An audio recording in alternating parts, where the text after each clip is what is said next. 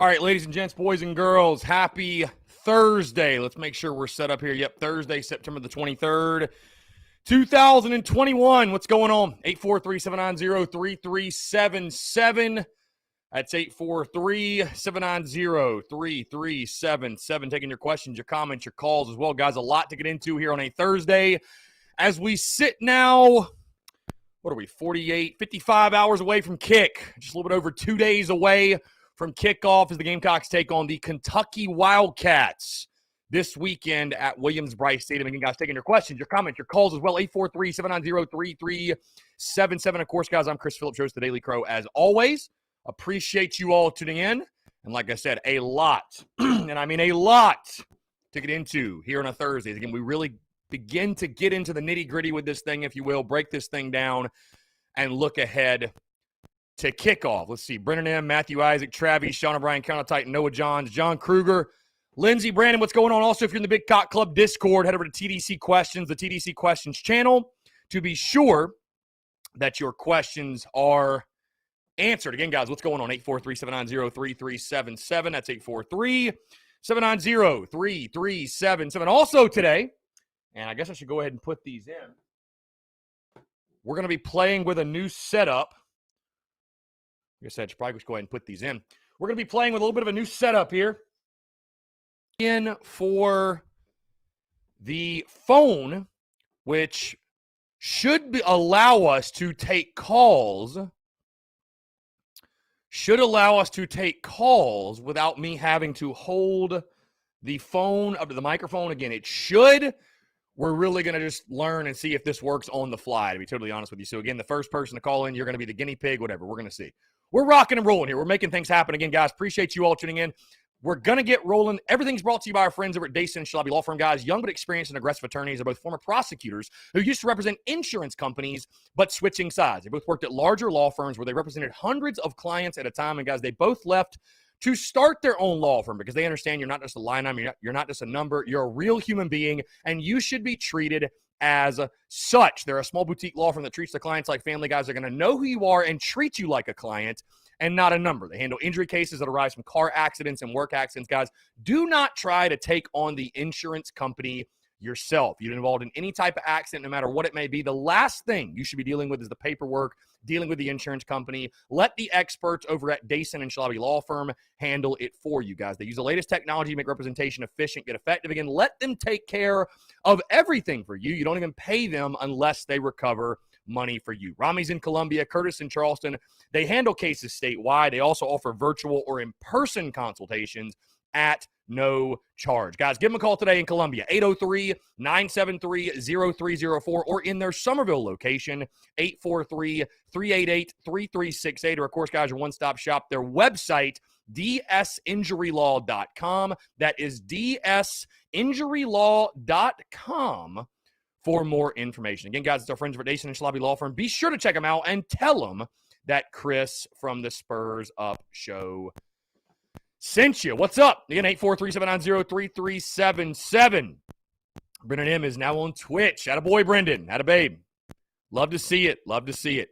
Cannot spell sucks without UK. You know, Thomas, I thought about writing that on the whiteboard. Great minds must think alike, because I thought about writing that, but then I thought to myself, well, you can't spell it without writing USC either, so maybe that's not the greatest diss in the world. I mean, I hate to be that guy, but that is a reality, so either way, whatever. Is what it is. 843-790-3377. Guys, again, taking your questions, your comments, your calls as well. Also, guys, on the note of Dason and Shalabi Law Firm, we are giving away a pair of tickets. We are giving away a pair of tickets this afternoon, 5 o'clock, to the Kentucky game. This giveaway is being run exclusively through Instagram. So, for your chance to win, be sure to go to Instagram, like the post, tag 3 friends, and you must follow Dason and Shalabi Law Firm on Instagram for your chance to win. Again, we're giving away 2 tickets to every single home game. So, if you don't win this time, you have the opportunity to win for the Troy game, and so on and so on and so forth, if you will. But again, really excited to do that. 5 o'clock today, we will drop the winners of that giveaway. And Cody Gaskins just coming through. How about it, Cody? Cody is just hogging all of the attention in the super chats and on YouTube, and I'm not even mad about it. Cody Gaskins trying to buy baby some shoes, if you will. So, Cody, appreciate you, sir. Again, the first person to call in, you are going to be the guinea pig, if you will. You are going to be the guinea pig in regards to the new phone setup, if you will. I'm going to try this out. Let's see. I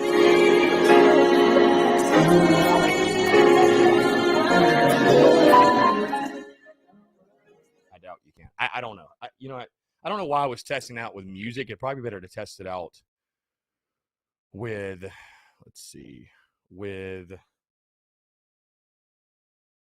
my podcast. I'm going to test this out. We're just going to see. We're going to play with it, see what happens. Again, you guys are the guinea pigs, so whatever. It's all good. We are testing this thing on the fly. I definitely should have done this morning, but just totally forgot. So it's all good.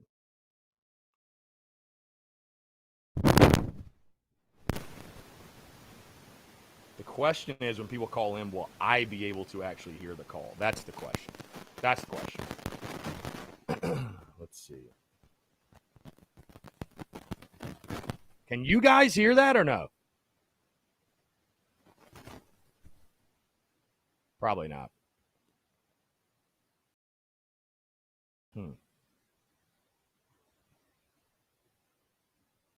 I don't know. We're going to have to play with that because it's connected to the interface. I don't know.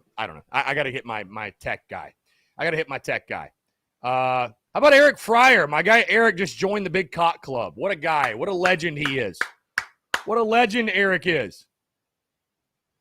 Sean O'Brien said, heard the music. Okay, well, there's a start. There's a start. The question is, how... I don't know. That's weird. That's very... How did you hear the music? If... Grown Main Vibes. I'm doing great, man. How are you? What's going on? Let's see. We had a question here earlier. Let's see. Brian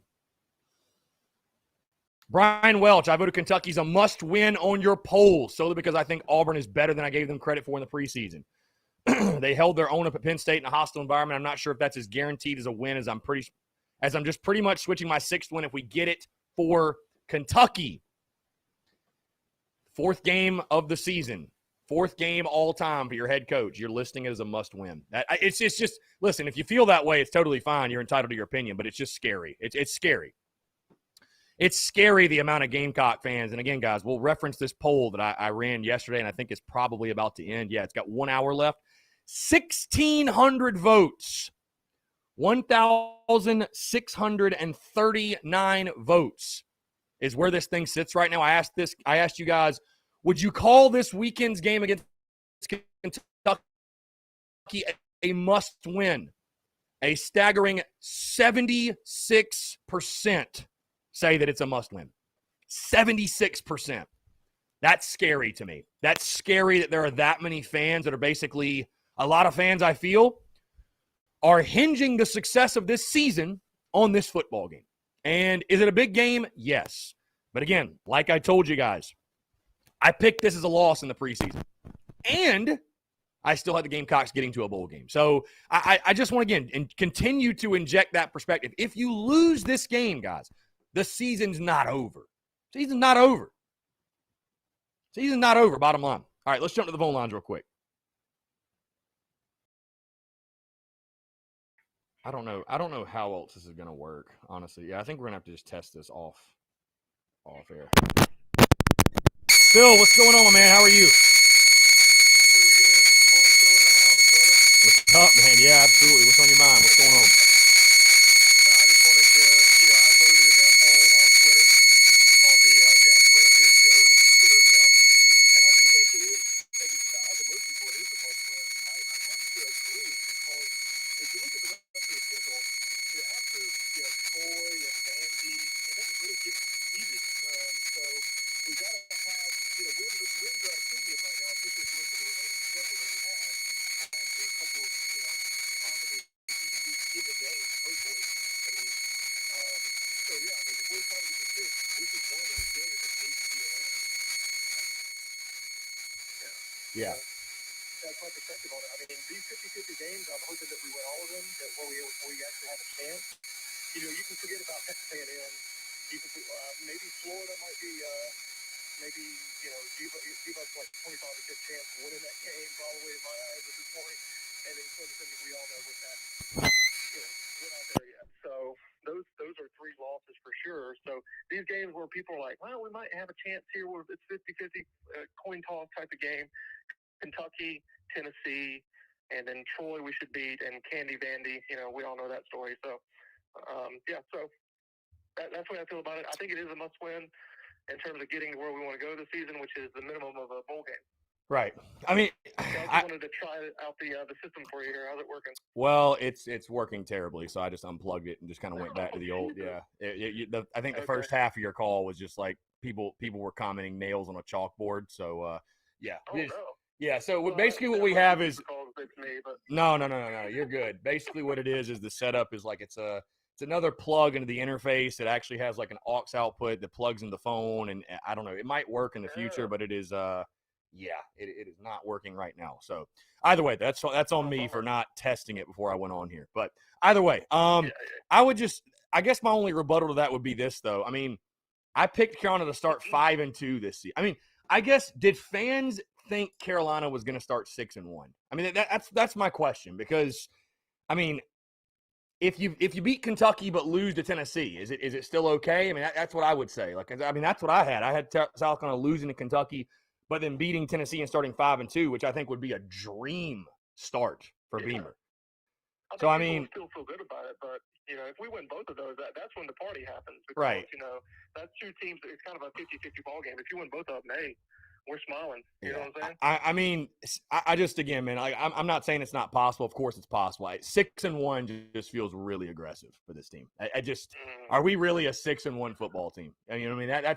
That's what I look at. It's like, so. I mean, it just feels aggressive. Again, I hope it happens. I really do. I mean, it's take advantage of the front half of your schedule, and it sets up well for you. I mean, you have to, like you said, take advantage. But I mean, I don't know how anybody can complain about a 5-2 start. I just, when you look at the first 7. When you look at the first 7, I mean, again, starting 6-1, I feel like was like dream best case scenario type deal. I don't think it's a stretch to say that the schedule is top loaded with games that we can win, and the bottom is a little bit more frightening. Right. You know what I'm saying? So, 5-2 would be epic. 6-1 is even better. But then it's all downhill, unfortunately, in terms of the realistic, outlook that we have of being able to win more games. As long as we get to 6, I don't care how the hell we do it. So that's what I'm looking forward to. Yeah, no, for sure, man. Hey, here's hoping 6-1 happens for sure. It's at minimum you got to split. You got to split Kentucky, Tennessee. That's it, bottom line. But this one's big for many reasons, man. That even go beyond, I think, the getting to a bowl game thing. I think it's just fans are just going to need to be thrown in an insane asylum if we lose to Kentucky again. That's really what it comes down to. So yeah. Well, I mean, again, those people are not paying attention, and they're just living in the past. Unfortunately, this is a team that could come in and whoop our ass. Yeah. Who would you rather lose to, Kentucky or Tennessee? Tennessee. Yeah. Because it's at their place, and it's more of in our mind, it's more of an established program. Even though they're currently a dumpster fire. Tennessee is a far worse football team than Kentucky is. Not even close. Right. Yeah. But it's because they're Tennessee. Yeah, I get it. Absolutely. Yeah. Absolutely. Yeah, I get it for sure. Makes sense. Phil, I appreciate it, man. All right, bye. Dude, thanks so much. Bye. Sorry about that, guys. We like I said, we're gonna get this figured out at some point. I've got this little connector here. That did not work out well at all. And it's crazy though, is like the phone wasn't even plugged in and it's somehow picking up sound. I don't know. My guy that gave me that, we're gonna have to get that figured out because that was a complete failure. Again, guys, 843-790-3377. That's 843-790-3377. Brack says, in the TDC Questions channel, says, we'll miss the Daily Crow again today, probably for audits going on. Just wanted to tell Chris and the rest of you guys and ladies again. Hope to be there early enough to get the chance to meet some of you all. It's 4 hours to my stepdad's house and the hour and some change ride to Cola. Then after the game, the ride back to my stepdad. So, again, I hope to get there early enough to meet you, Chris. I don't mind the ride to be able to watch us stomp Kentucky's ass Saturday night. First game in years. Can't wait. Have a great day to all the Spurs Up Show family. See you on Saturday. Yeah, Brack, definitely. Hey, come by the TSUS tailgate at Seawells. Tailgate at Seawells. Come on by. Tailgate at Seawells. What's going on? Yes. Mitch, my guy. Hey, weatherman. God, how about the weather this morning in Columbia? What the weather all weekend? We got fantastic weather for the game this weekend. Looking forward to it. Again, guys, 843-790-3377. That's 843-790-3377. Taking your questions, your comments, your calls. Again, quick reminder, episode 503 of the podcast did drop this morning. Of course, a big one, breaking down everything with the Kentucky game, top storylines, key matchups, keys to the game. And again, would love to get your thoughts on that. What are your key matchups? What do you think of my key matchups, my keys, everything else? Again, a huge game this weekend at Williams-Brice Stadium. A huge opportunity, I'll say, too. A huge opportunity. Again, like I said, guys, 1,600 votes, 76% of you say it's a must-win. You know, again, I say that I had this game as a loss in the preseason and still had South kind of go into a bowl game. So when you say it's a must-win, it's a must-win in what do you mean by that? Like, what is it a must-win to do? What is it a must-win for? Are you saying it's a must-win for the health of the program? Is it a must-win to get to a bowl game? Is it a must-win because you just think we should win it? I mean, why is it a must-win? You know what I mean? I'm not disagreeing with you. I'm just curious. Wyatt Williams says, my only request for this weekend is cut out the undisciplined shit. Don't jaw. Don't stand over a man after you moss them. Cut it loose after you get the dub. Well, Wyatt, I will stand behind Josh Vann every single day of the week on that play. I mean, give me a break, dude.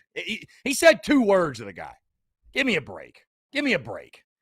I don't complain about refs a ton because you know what? Refs are part of the game. It is what it is. But that taunting penalty, give me a freaking break, dude. That was awful. That was terrible. You moss a guy, you can't turn around and say, gotcha, bitch. Can't say 2 words to him? That's not the football I want to watch, personally.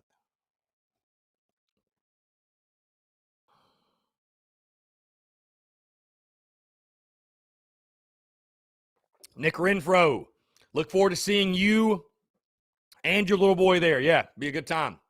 TSUS tailgate at Seawells, guys. We'll be out there around noon, 12:30 or so. So would love to have you guys come by. Going to be a really, really, really good time. Going to be a really good time for sure. Justin Langford says it's going to be 50 degrees Saturday morning. That is insane, by the way. Is it jacket season again? I wasn't planning on wearing a jacket. Is it jacket season? I don't think I'm going to need a jacket, folks. I'm going to have my beer jacket on most likely, for sure. Yeah, Mitch West, my dude. Follow him on Twitter. Yeah, for sure. Best weather account. God does an incredible job. Shout out to Mitch. Yeah, that penalty against Josh Vann was absurd. Sperminator says in the TDC Questions channel, I think it's because of the UK stigma. They need to get up off the tracks and hop on the train. I think everybody's on the train, Sperminator. I don't know many that aren't.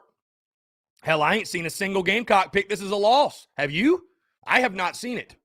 I have not seen a single Gamecock pick this as a loss. I mean, again, I think most Gamecock fans understand it's going to be a challenging game. I think most are coming around to the fact that Kentucky's a good football team, but I think most Gamecock fans still expect to win this game at home, at night. Hey, tons of recruits going to be in the building. And I would just tell fans this, guys, we can't control what happens on the field of play. We can't.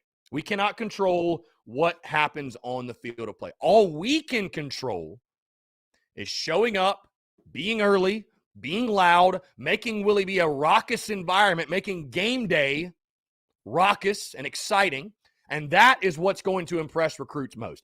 A recruit's not going to pick South Carolina because they beat Kentucky. They're just not. That's not why they're coming to Carolina, because you won 1 game against Kentucky.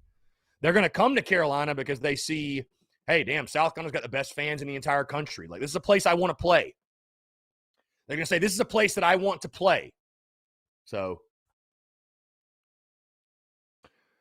let's see. Wyatt Williams, it was a soft call, no doubt, Chris, but you're losing the game and coming off a 2-win season. You got bigger fish to fry. Again, Wyatt, what did he do? I mean, what did he do? Listen, I'm the first to call our guys out for stupid stuff like that, but what did he do? I mean, was there part of the play I missed? He caught the ball, he got up and looked back at him and walked off. I mean, he had to say something specifically. I'm going to just leave it at that. He had to say something specifically. Brian Welch, must win for a bowl game just in case you lose to Auburn or Tennessee or any other swing game that could go either way. Get one of those swing game W's out of the way in week 4 instead of having to win that last swing game against the most likely ranked Auburn, where emotions are very high with the Bobo situation, everything that happened in the offseason with us in Auburn. Again, Brian, I would just say this. This is why East Carolina was my most important game and not this one. It's a huge game. I'm not taking away. This is a huge game, by the way, guys. This is a huge game. This is a huge game for many, many different reasons. But in regards to getting to a bowl game, is it a big game? Sure. But it's like I told you guys in the preseason, guys, you can lose to Kentucky, you can lose to Tennessee, you can lose to Auburn, you can lose to Mizzou, you can lose any of those swing games I mentioned, and you can still make a bowl game, obviously, as long as you don't lose all of them. You cannot lose to East Carolina and get to 6. So you've taken care of that. Good. You got through that. Kentucky, in my opinion, guys, is a huge game just because of the Kentucky stigma that lives on, and that Kentucky, many people view Kentucky like they view Vanderbilt. Many people view the Cats like they view Vandy. And that South Carolina should beat them every single year, which, hey, I think is very fair, by the way. I'm not saying that's unfair. I don't believe South Carolina should ever lose to Kentucky in football. Ever. Should never happen. At the same time, I think as a Gamecock fan, you have to acknowledge that, hey, Kentucky's a good football team. This game, man, and again, I dropped my keys to the game on the show today, on the podcast that dropped this morning. Physicality.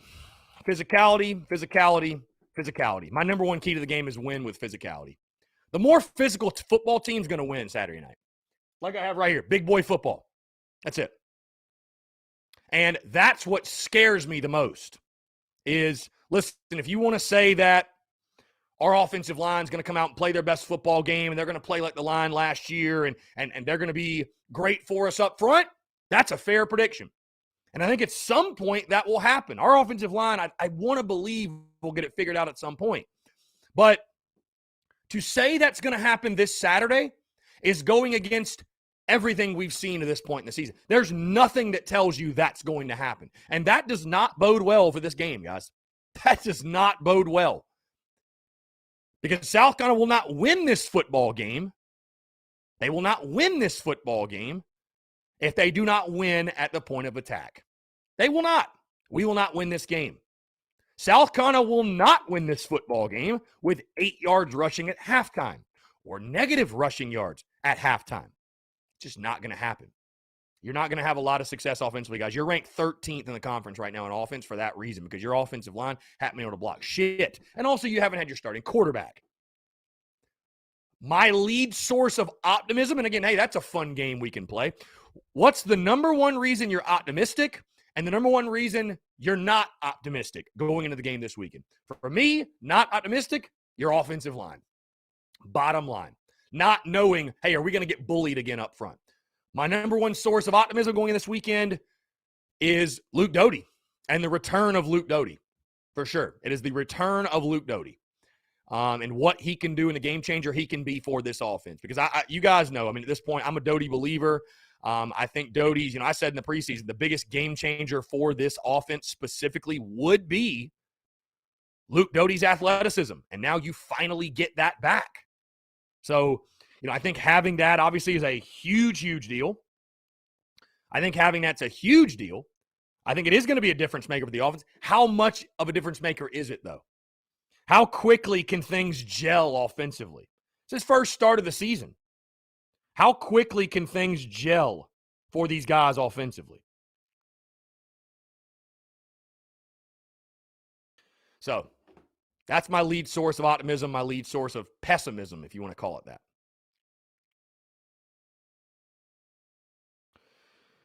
Travi, I'm just sick and tired of Kentucky beating us. Beyond sick of it. With that said, tip the cat to Kentucky's coaching staff. They have a recipe for beating us as of late. And I think that's why. That's another reason why this is such a huge game. Because it's. Let me put it to you this way. In regards to the scope of the season, in my opinion, win or lose all your goals, at least the main goal of getting to a bowl game, it's still obtainable. It's not like if you lose this game, oh my God, all of our hopes and dreams of making a bowl are just out the window. I disagree with that, right? I disagree with that. I don't think that's the case. All your goals are still obtainable. So in that scope, win or lose, I think you're okay.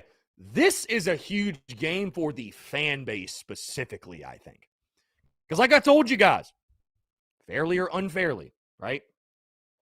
Fairly or unfairly, whether they're vocal about it on social media, whether they're vocal about it to their buddies, whether they're vocal about it to whoever, or whether they're not. If South Carolina loses to Kentucky, fairly or unfairly, there's going to be a lot of fans who start to negatively label Shane Beamer. A lot of fans that are going to say, same old, same old. Last guy couldn't do it. This guy can't do it. Same old, same old. Not factoring in that it's game 4 of year 1. So I think it's a bigger game in that regard than it is, being a big game in regards to making a bowl. I think it's a bigger game in regards to the fan base and the overall morale of the fan base. I really do. I really do. Wyatt, yeah. Hey, everybody's welcome to the tailgate. Wyatt, come by the tailgate. Everybody come by. Seawells spots 93 to 96. Seawells spots 93 to 96. J-Rock Media says Kentucky isn't necessarily a must-win game, but it's a game that you really want to win because of the statement it'll make. It'll be the first of many steps in Carolina returning to form. Yeah, I mean, again, it's a huge opportunity. And all you can ask for in life is no matter what it is, sports, life, business, whatever, all you can ask for is the opportunity. Carolina's got it right in front of them. Hey, and we'll check I want to check the line here real quick. I want to check the line. Carolina opening, of course, 5-point underdog. I'm sure the line's still at 5. It hadn't moved all week. I don't know why it would budge. Come on. It's taking you so long. Here we go. Yeah, still a 5-point underdog. Plus 175. You want to take the Gamecocks money line. But again, a coin flip kind of game. A coin flip kind of game. You got the opportunity to pull the upset and to make a statement on your home field. You do. You do. To kind of put the SEC on high alert that, hey, maybe we're not a 9-10 win team this year, but we are ahead of schedule. And we're going to be a tough out for anybody. We're going to be a tough out for anybody. You can make that kind of statement. John Kruger says this. My reason for optimism against Kentucky on Saturday is because we will be well coached against Kentucky for once, unlike the last half. Great point, John. I counter your point with this. Think of it from the Kentucky perspective. They have a 9th-year head coach. They have a 9th-year head coach. And a 9th-year, I won't say staff because not everybody's still there, but they've got a 9th-year head coach. Right? We got a first-year head coach. So do you expect Shane Beamer and his staff to out-coach Mark Stoops? If you do, that's fine, but I'm just asking the question.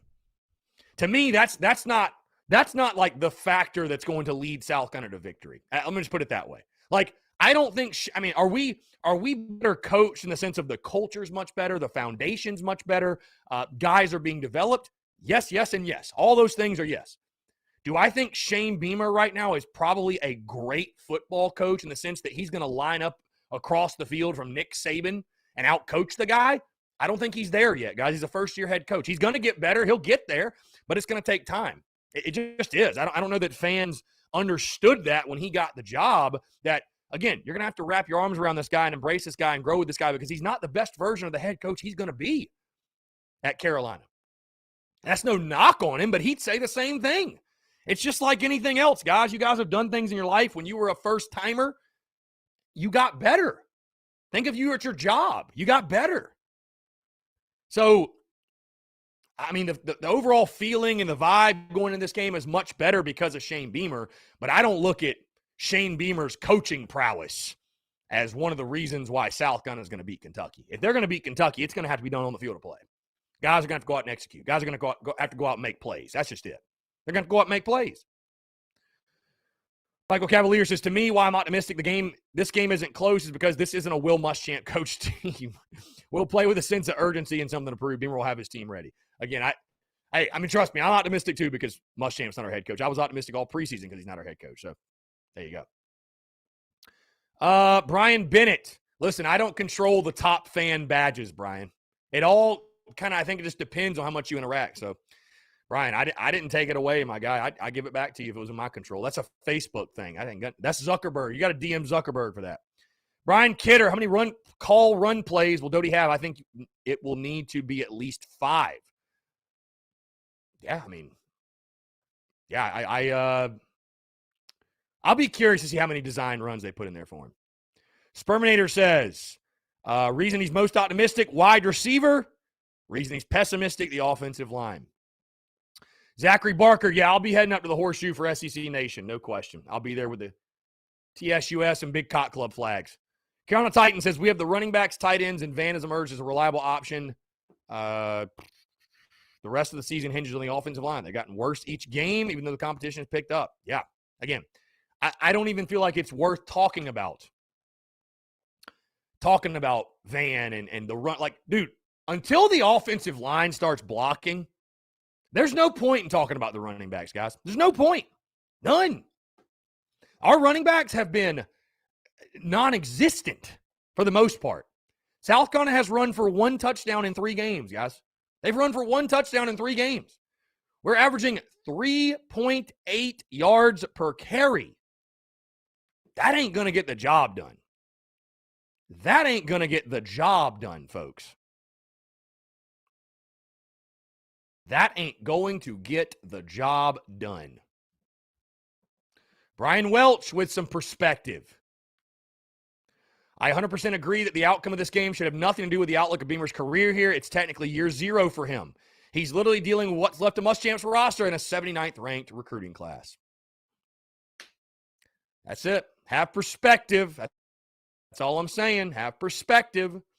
J-Rock Media question, Chris, just for fun. If Clemson and Carolina played right now, who would win and what would the score be? Clemson would win 24-14. I don't know. I mean, that's just top of the dome. 24-14, Clemson would win. 24-10, actually, Clemson would win. We'd have a hard time scoring, I think. I mean, we're 13th in the SEC in offense right now, guys. Until we get clicking with Doty under center, I you know. But hey, what an opportunity. I'll say that. What an opportunity. I don't want to sound like, it's going to be a challenge. Hey, here's something, by the way, to make you feel optimistic about this game as well. Yes, you lost to Kentucky last year, but God, you torched them on the ground. I think, what did Kevin have, like 250 in that game, something like that? So you ran all over them before with this same exact group of guys. You've ran all over them. So maybe you can duplicate that success. And, of course, I mean, you get them at home under the lights at Willie B, guys. I mean, there's no scenario you'd rather be in. Home, under the lights, at Williams-Brice. You got to feel good about your chances there. You got to feel good about your chances there.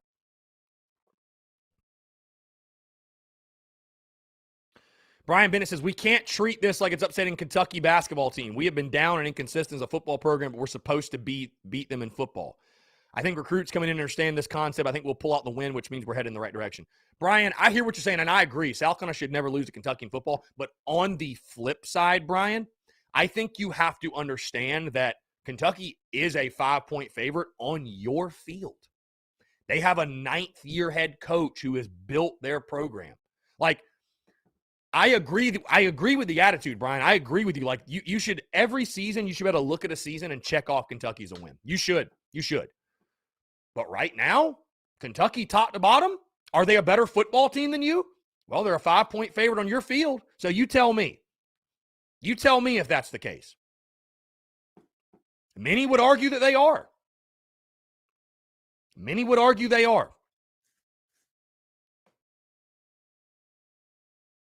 So, good God.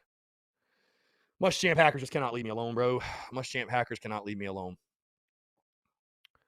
Again, guys, 843-790-3377. That's 843-790-3377. Keith says, we need more out of the tight ends. I agree with you 110%. I talked about that a lot on the podcast this morning.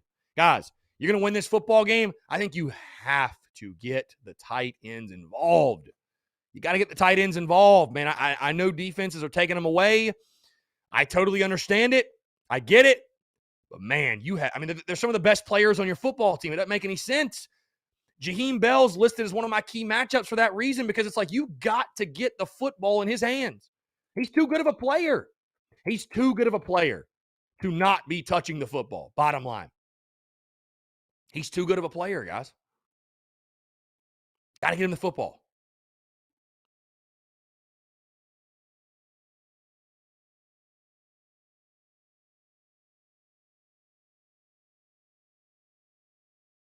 Got to give him the football. That's it.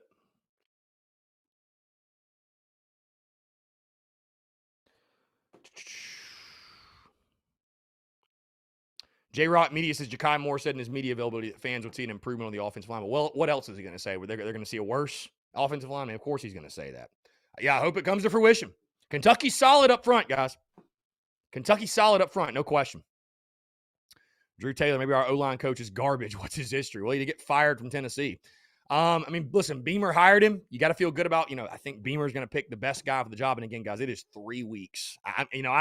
I'm as displeased with the offensive line play as anybody, but I'm not ready to start calling people's jobs yet, bro. Let's get through the first season. How about that? Let's get through the first season.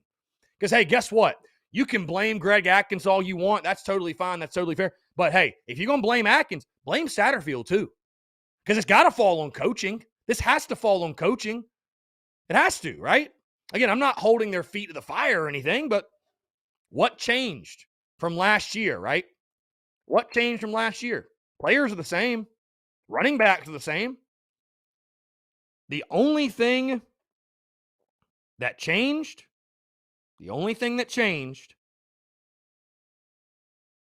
was the coaching staff and the schemes. That's it. That's literally it.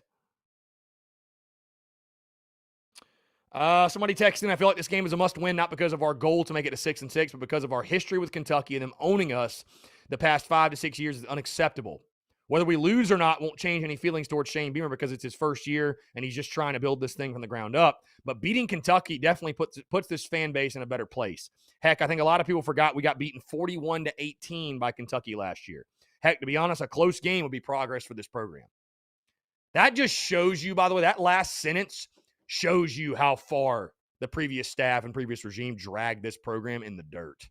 To say that a close game against Kentucky would be progress for this program. Again, that's not an indictment on Shane Beamer. That comment's not an indictment on Shane Beamer, guys. That comment's an indictment on the previous regime, the previous staff, and what they did. To this comment, Justin Langford says, give Atkins time, guys. He's a great person as well as a great coach. Guys, I don't doubt he's a great coach, but can we stop labeling coaches as like great people? Justin, do you know Greg Atkins personally? That it just like with the Muschamp thing, it always like made me take us like people were like, everybody says Muschamp's such a great dude. He's such a great person. I get his players like him, but it's like, how do you know Muschamp's a great? Do you know him behind closed doors? He could be a total douche.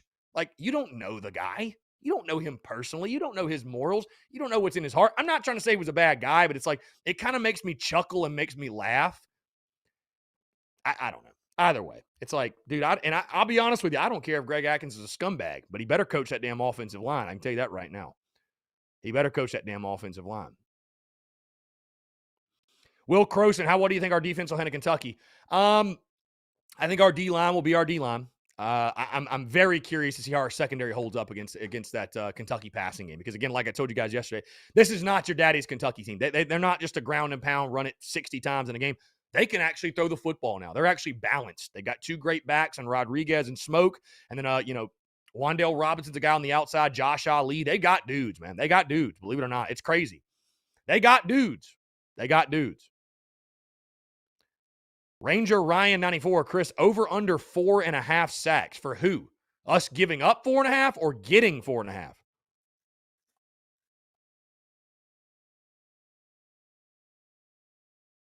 Be more specific, my guy. Be more specific. Let's see. Again, very winnable game for this football team. Ranger Ryan, us getting 4.5, dude, way under. Come on, man. We're not playing EIU. This is Kentucky. I mean, this is an SEC opponent. We're not getting 4.5 sacks. I like our D-line guys, but come on, 4.5 sacks. That's not happening. That's not happening. Come on, let's be realistic here. 4.5 sacks, under, way under, way under, way under. Let's see. J-Rock Media, Chris, do you think Arkansas can get it done and beat A&M this weekend? That's going to be a heck of a game. And I would lean to the side of A&M. I've got the under in that football game. I don't know, man. I would lean to A&M, but who knows? We got another text here says, am I out of line to think or say that if Kentucky wins this game, they will win by a comfortable margin? If South Carolina wins, it'll be in the closing second of the game. I think it'll be a close game either way. I don't see this being a blowout. I mean, what do you consider a blowout? Do you consider a 10-point loss or whatever to be a blowout? Then I guess maybe it'd be a blowout. But no, I don't think it'll be. I don't think Kentucky's just going to waltz in and dominate South Carolina. I don't see that. I think the Gamecocks are going to play their best football, put up one hell of a fight. And I think it's going to. I really think it's going to be a fantastic football game, guys. I really do. I really do. Dakota Lee Center fight passing game for Kentucky is improved, but definitely isn't top of the SEC. Secondary will hold them under 275 passing. Well, Dakota, I mean, if you hold them under 275 and they get 270, what did you really do? I mean, I'm not sitting here saying they're going to go throw for 350 on you. I think Kentucky's still a run-first football team, but what I'm saying is now they have the ability to where, I feel like in the past, the key was just, hey, stack the box, kind of like teams attacking us. Stack the box, make them prove they can beat you in the pass, but do not let them run the football all night. Now I think Kentucky, man, is like you kind of have to respect both. Like I think Levis can throw the football a little bit. So we'll see. We'll see. Real quick, guys, and we're going to take our first break. collegefootballnews.com. We do this every single week, and I love reading this off. What collegefootballnews.com thinks is going to happen in the game this week. And of course, as you guys know, they start out with a why Kentucky will win, why South Carolina will win, and then they go into their what will happen in the football game. So without further ado, this coming from collegefootballnews.com. Pete Fuchak. Again, guys, if you don't know, I've been reading these since I was a kid, basically in like middle school. I've always loved collegefootballnews.com. So I don't even know if they know I exist, but I really rock with their work. I think it's great. Let's see. They say why Kentucky will win. They say the Wildcats can get out of September 4-0 overall and 2-0 in the SEC with a win. It hasn't always been pretty, getting past Missouri in a good fight and needing to do way too much work to get through Chattanooga 28-23. However, the new look offense threw well at times over the first 3 weeks, ran great against Mizzou, and it's been able to move the chains. South Carolina is fighting the good rebuilding fight, but the offense is worst among all SEC teams so far. The offensive line is giving up way too many sacks, and there are far too many turnovers. The team isn't good enough to overcome any misfires. It has to be perfect, and it won't be. However, why South Carolina will win.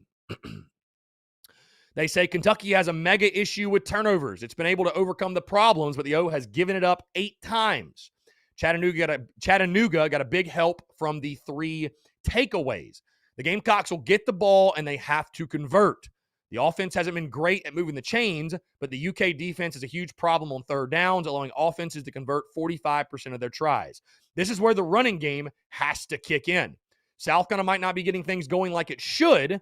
There's way too much talent in the backfield. Kevin Harris is just getting into the swing of things after back surgery, and it has to work at home. Now, what's going to happen? Again, this coming from collegefootballnews.com. What's going to happen? South Carolina couldn't do anything against Georgia. Big deal. This isn't that bad a team. Excuse me, guys. This isn't that bad a team as it tries to find its footing under Shane Beamer. The defensive front has been good enough so far against the run, and it's going to make Kentucky throw. Will Levis might not keep with his average of 10 yards per throw, but he'll hit enough downfield throws to overcome the turnovers and mistakes. College Football News prediction for the game, Kentucky 27, South Carolina 20.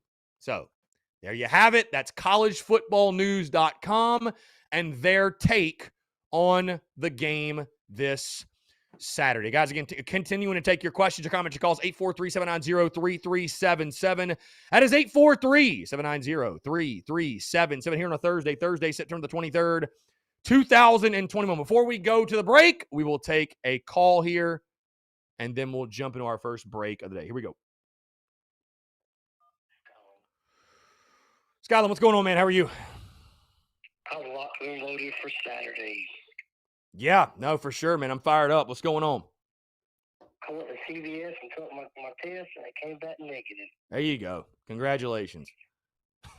Well, I want to apologize to Gamecock Nation because I have been receiving some hate since I've got Kentucky beating South Carolina, Mm.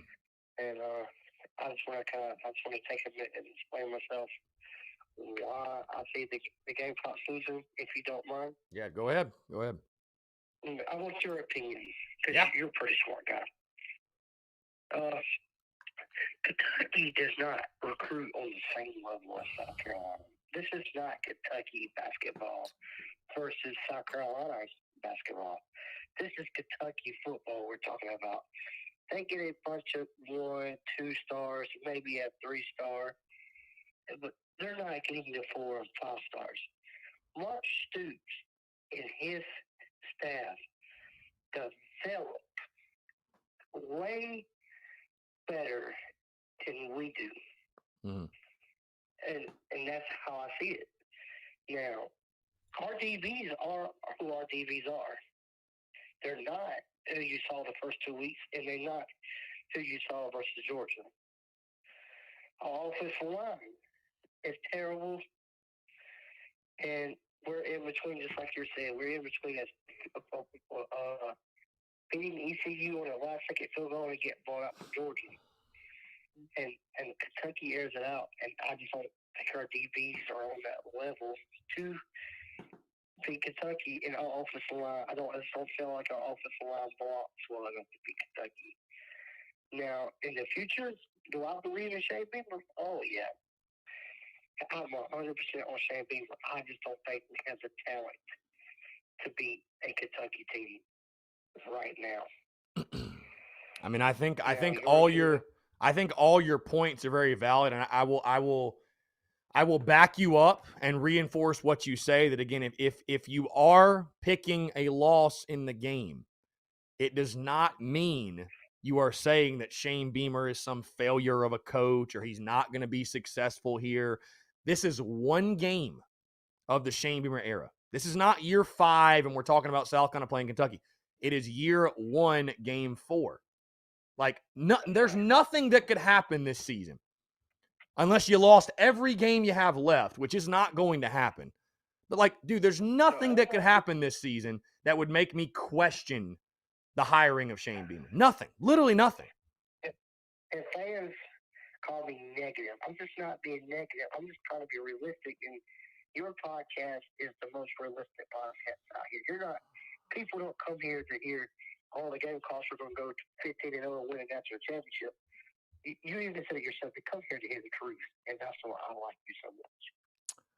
Well, I appreciate it, Skyline. I mean, yeah, I mean, it's trust me, it's agonizing to give Kentucky so much credit. It is, and again, let's make this point very clear too. They're not world beaters. I'm not sitting here saying that. They're not some like great. They're not Georgia.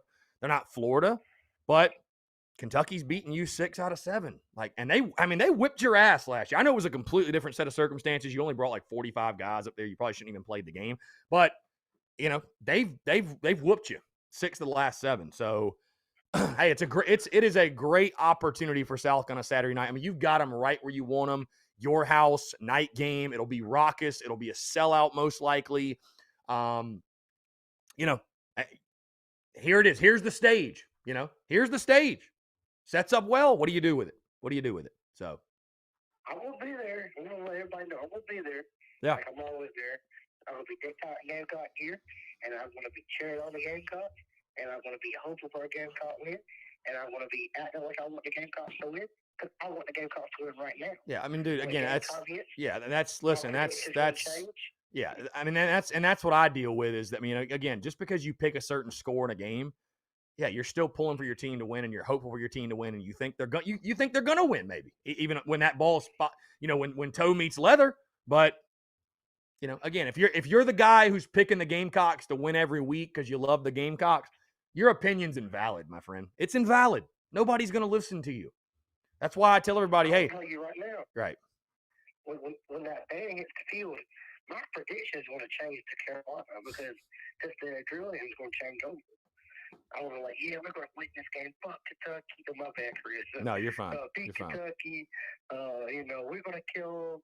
But right now, I just, just see what Kentucky's done. And our DBs look good first 2 weeks, but they're not really them. But they're not bad like Georgia. It's still a lot of ifs and ands. But it's a great measuring stick, put it that way. A great measuring stick.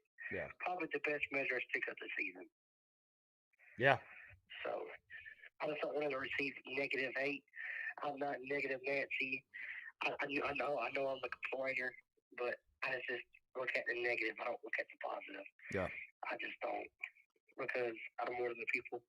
I'm not going to pat you on your back for doing what you should be doing, but because you should be doing the right things. You should be doing the good things. Right. But you know what? It's your show. We're good friends. I just wanted to apologize.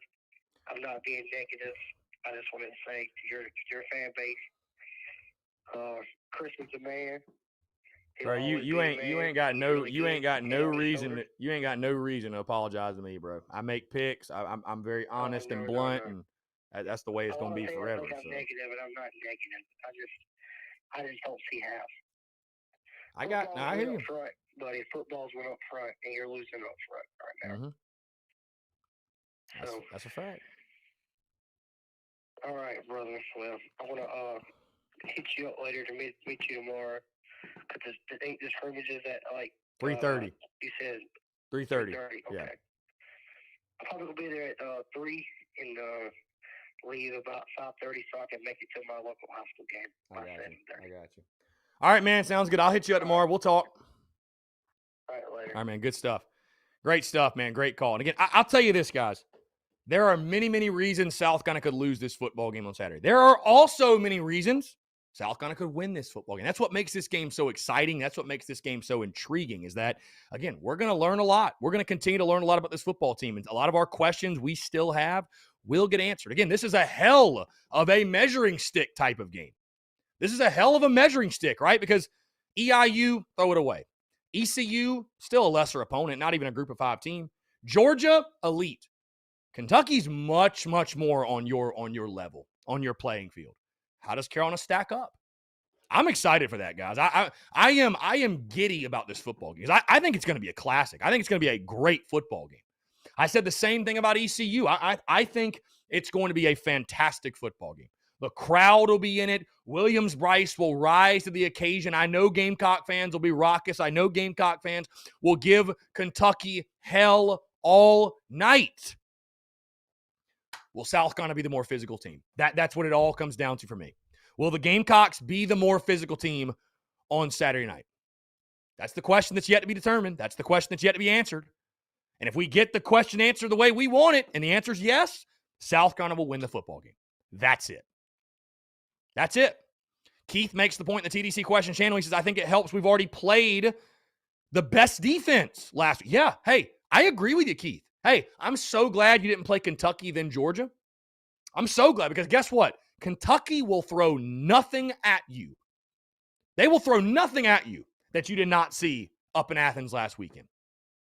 That's it. That's it. You will see nothing new, right? Kentucky's got a solid defense, don't get me wrong, but they ain't close to Georgia. They ain't close to Georgia.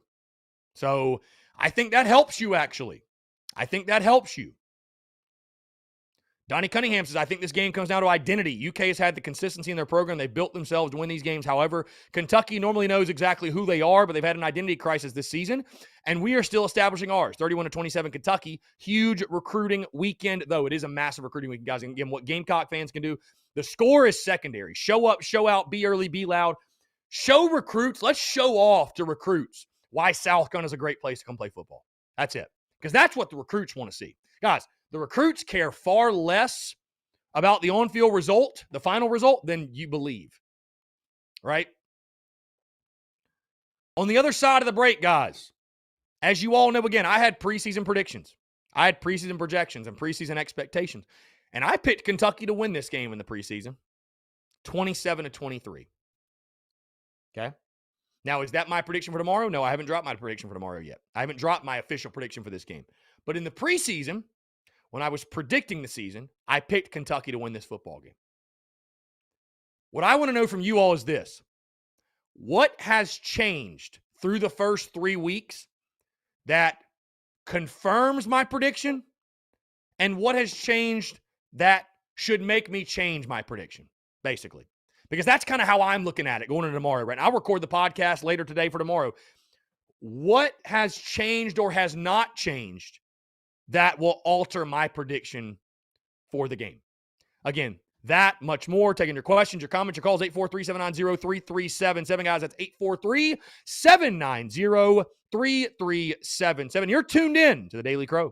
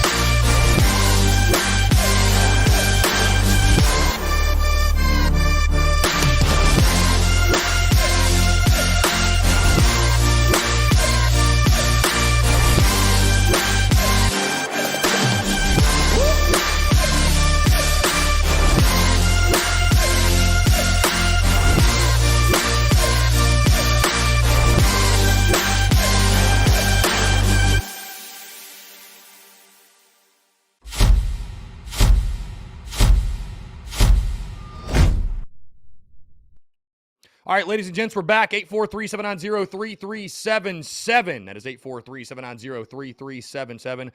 Continuing to take your questions, your comments, your calls as well. Really quickly, guys, if you want the link to the store, tsus.store, or go to our social media and click the link in bio. That will be there. Also, for those interested in the Big Cock Club, go to patreon.com/Big Cock Club, or again, go to our social media, click the link in bio. It will be one of the links in our link tree. Link tree, a very convenient thing when you're trying to share links with people. Again, guys, continuing to take your questions, your comments, your calls, 843-790-3377. That is 843-790-3377. Let's see here. Chuck Thompson, can't believe we lost 6-7 in Kentucky. I agree. It's crazy. Nan Martin, I think the game may be close, but that's where we, the fans, come in. We can certainly disrupt this game. We'll win by 8. Love the prediction, Nan. Love the prediction. Let's see. SEC Nation coming to town. Yeah, definitely makes it a big game. I agree with you. Again, Brian Dean, tsus.store. That is tsus.store. Let's jump to the phone lines real quick. Dalton, what's up, my guy? How are you? How's your Wednesday going, man? It's going pretty well, man. I appreciate you, except that it's Thursday, but it's all good. Or Thursday, yeah. Hey, dude, trust me, I feel the same way. You have to imagine how much of a mind pretzel it is for me when you're recording shows that are to be published the next day and you're talking like it's the next day. So there are a lot of times during the weeks I'm like, I don't even know what day it is really anymore. So yeah, I get it. So yeah, I'm getting a little bit mixed up on a Thursday. Yeah, it's all good. Anyway, Happens. I wanted to call and talk about some Tater football. Tater football. Here we go. And sort of what I wanted to talk about is, from what I'm seeing from their program right now, Clemson, I don't think that they're going to be like these world beaters by the time they get to the end of the season and they face us. I would say that South Carolina is probably the second hardest team on their schedule, and it's not even close. So from what you're seeing from their program and sort of the breakdown that they're having and the friction that they're having inside their organization, do you feel any better about our chances in November against them?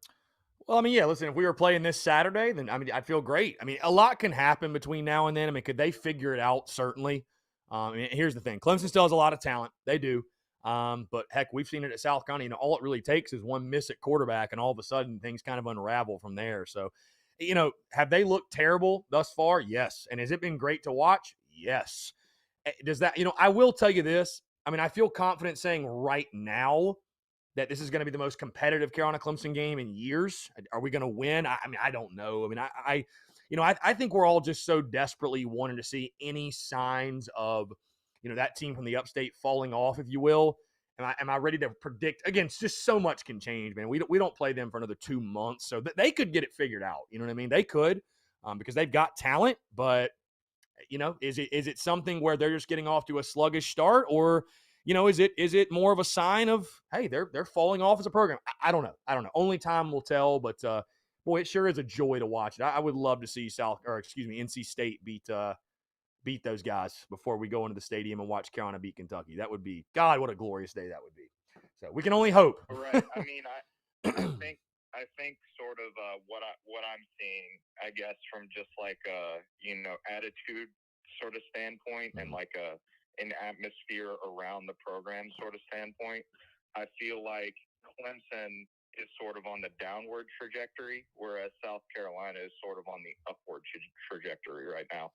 We may not be as talented a football team as Clemson is right now. We may not have as many 5 stars, and we may not have, as good a roster as them.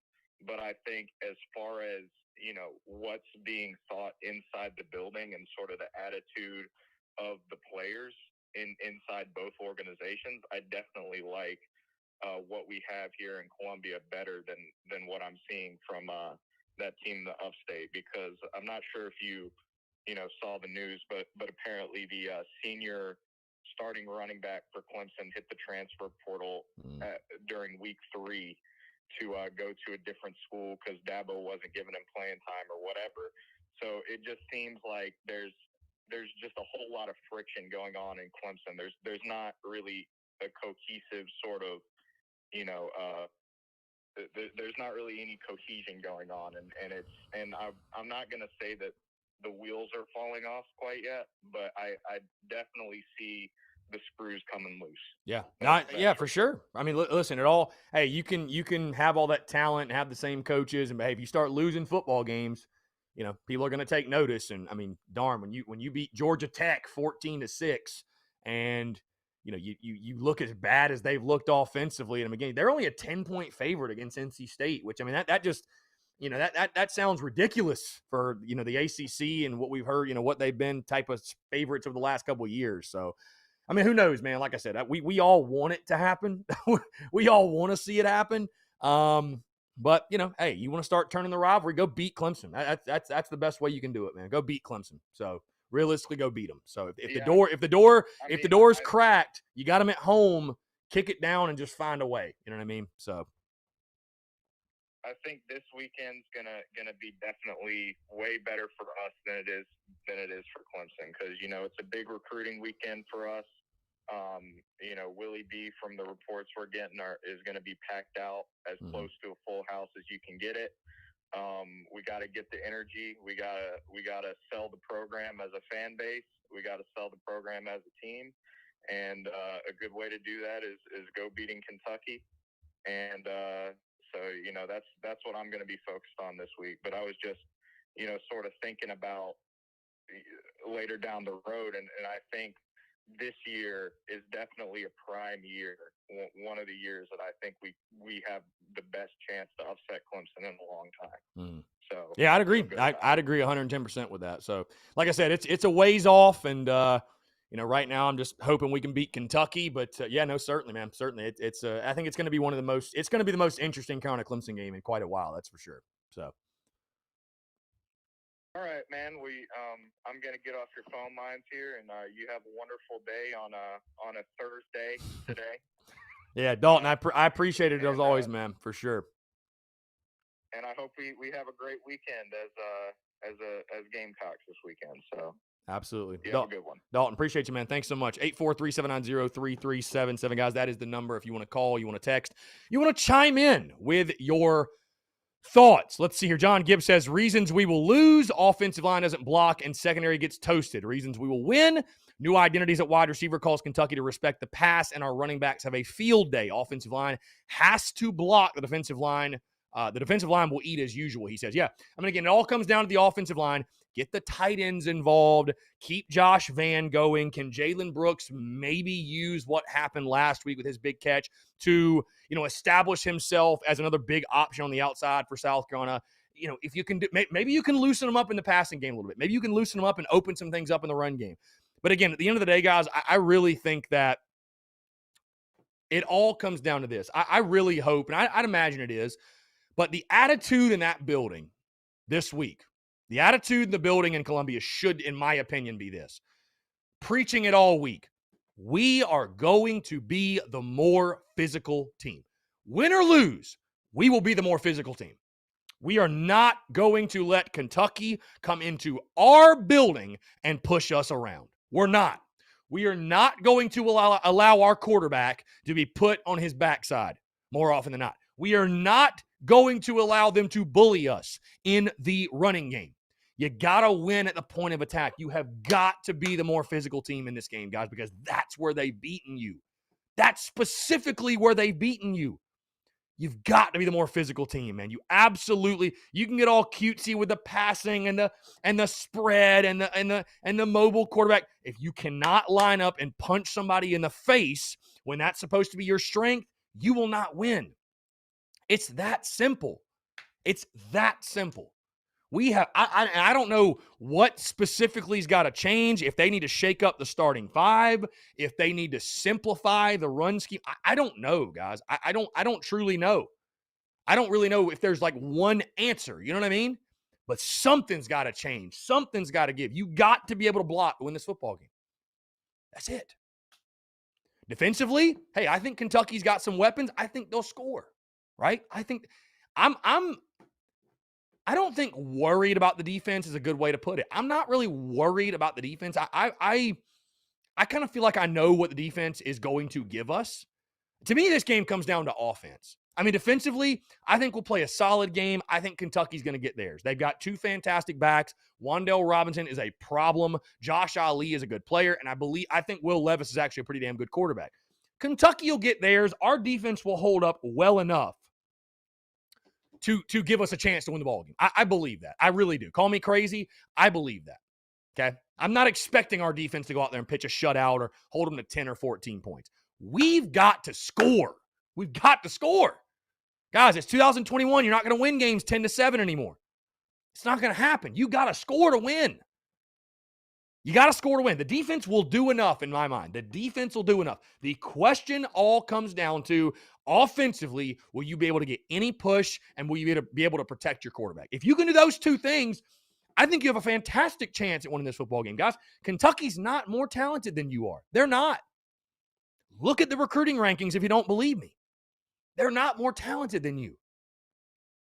Have they done a much better job developing football players over the last 6-7 years than you? 110% they have. Yes. Absolutely they have. No question. Nobody can deny it. But are they more talented than you? Are they some head and shoulders above better team than you? No. No. This is an extremely winnable game. Guys, I'll tell you this. Here's one of the reasons. Another reason. There's many reasons, I would say. But here's one of the reasons why Kentucky's a 5-point favorite over you at your place. Here's the reasons. People are giving Kentucky, it's to this point, guys, and this is going to make some of your stomachs turn. I know Phil probably for sure. But I honestly believe people are to the point where they're giving Kentucky more of the benefit of the doubt than South Carolina. Just because of the last 5-6 years. It's like, hey, why should we expect South Carolina to show up in a big game like this and win? Why should we expect the Gamecocks to show up on a primetime stage against a quality opponent and play their best football? Why should we? Had the opportunity in 2017, fell flat on their face. Granted, you got them in 19, but they beat you 6 out of 7. Carolina's just, and I know fans complain about it, and I don't like it either, guys, but I understand it. Fans complain about the lack of respect.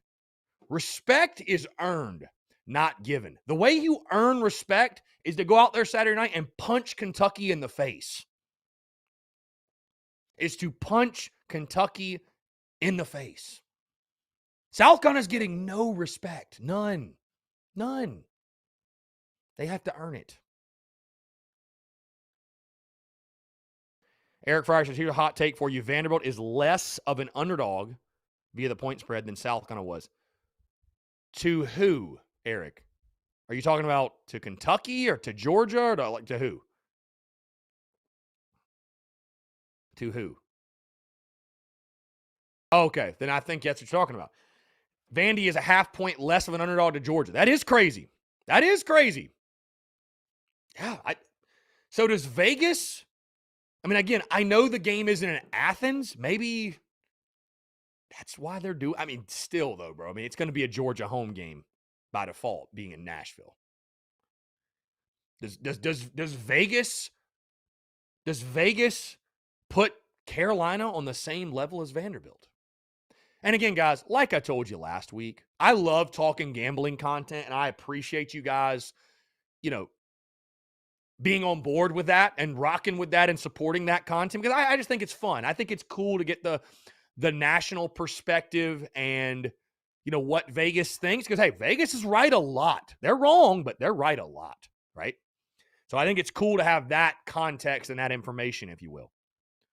But like I told you guys last week, guys, the game's not played in a casino. It's not. It's not played on paper. This game is played between football players on a field.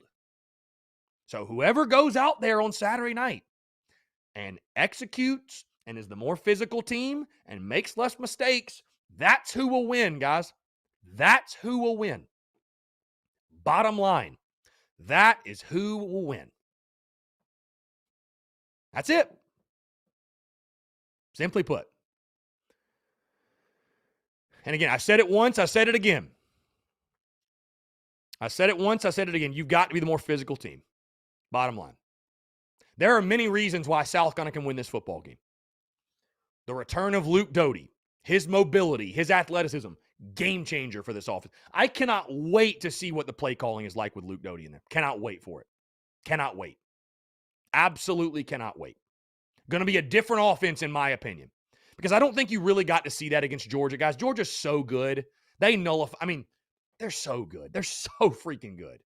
You'll see much more, I think, the change in the offense this weekend against Kentucky. So that. If the O-line can just, they don't have to be, listen, they don't have to be great on Saturday. They don't have to be great. They just have to be decent. They just have to be average.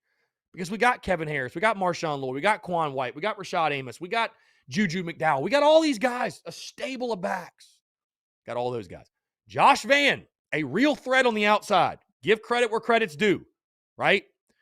Maybe Jalen Brooks comes into his own. Maybe Dak Joyner makes some plays. Don't forget your tight ends, Nick Muse and Jaheim Bell. Maybe E.J. Jenkins has a game for you finally.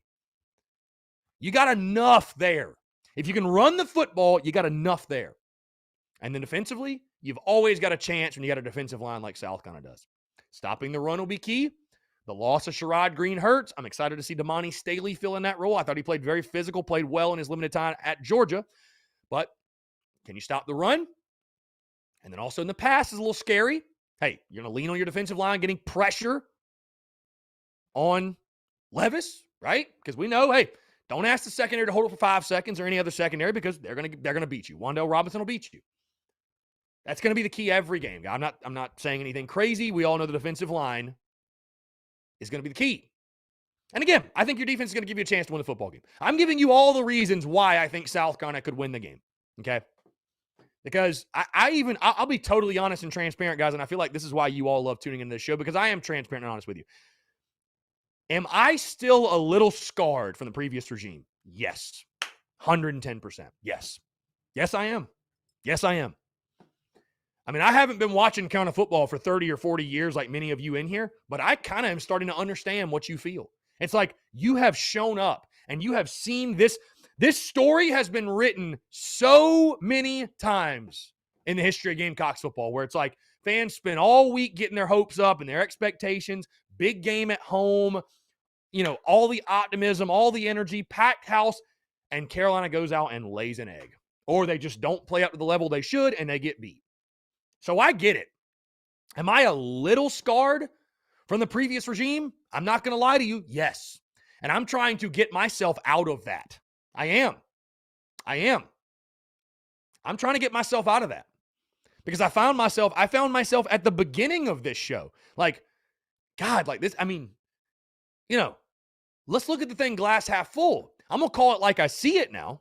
But damn, I mean, there's just as many reasons we can win as reasons why we will lose. And I have to tell myself that also. Now, I'll tell you this. There's many. Hey, also Beamer Ball. Didn't even mention Beamer Ball. What can happen in special teams? You might block a punt. You might block a kick. You never know. Beamer Ball could play a huge factor in this football game. We are. I'll tell you one thing. Do I know if we're going to be, if Shane Beamer is going to outcoach Mark Stoops or Satterfield's going to outcoach Stoops or Clayton White, whatever? I don't know, but I can tell you this: we'll be the best coach, the most well-coached special teams unit on that field Saturday night. That's a damn fact. I feel very confident in saying that.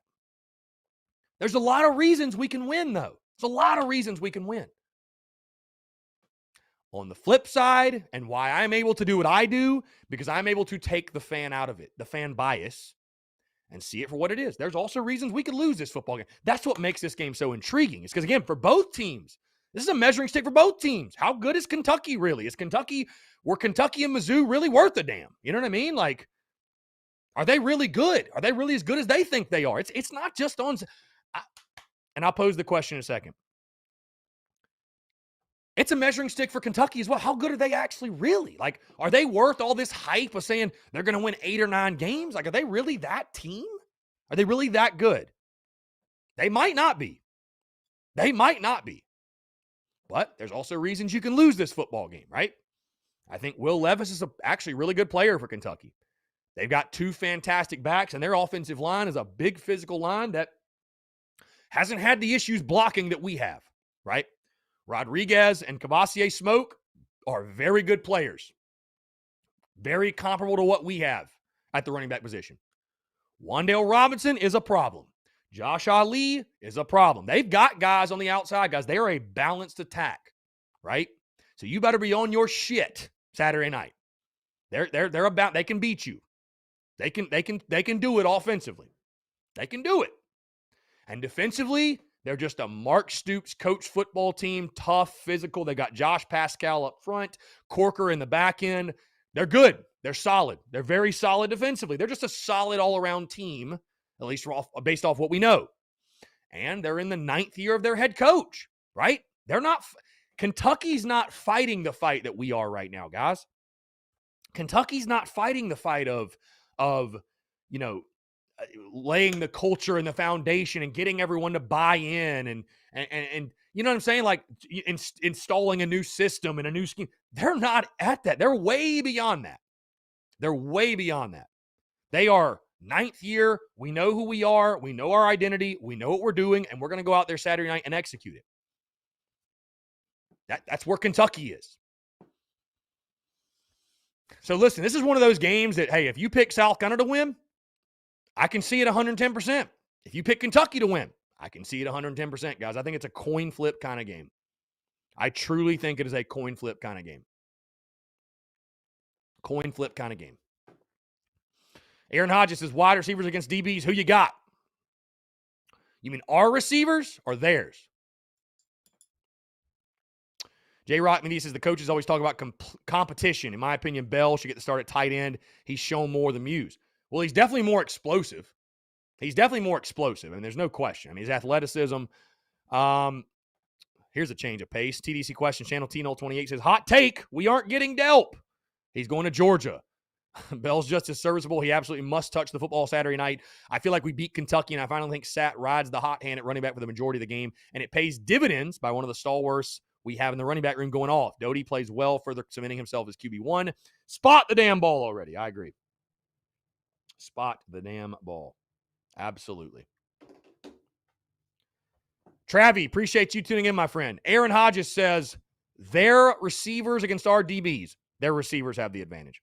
Their O-line against our D-line, that's a push in my opinion. I think that's going to be one hell of a battle. One hell of a battle. Yeah. Very good battle. I think they're going to get us a couple times. I think we're going to get them a couple times. Like, I think Kentucky's going to get theirs on the ground. They're going to run the football. Now, Grant, am I saying they're going to run for 250? No, I'm not. But what I'm saying is, like, holding Kentucky to like less than 100 yards would be insanity.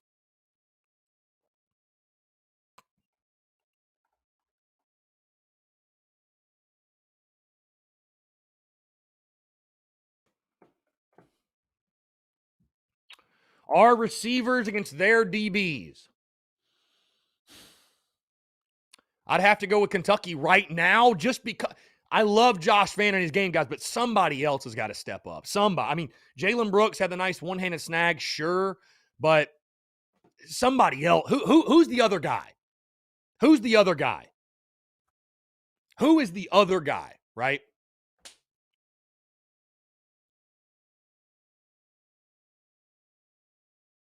Sorry, guys.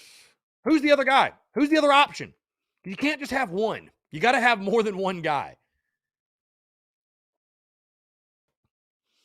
Luke RJ, the only thing I disagree with you saying, sir, is that this game's a lot like ECU.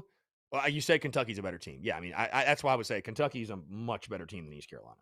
No question. No question. Drew from Spartanburg says, the saying that goes, if you've got 2 quarterbacks, you've got none. Can the same thing be said about having 4 running backs?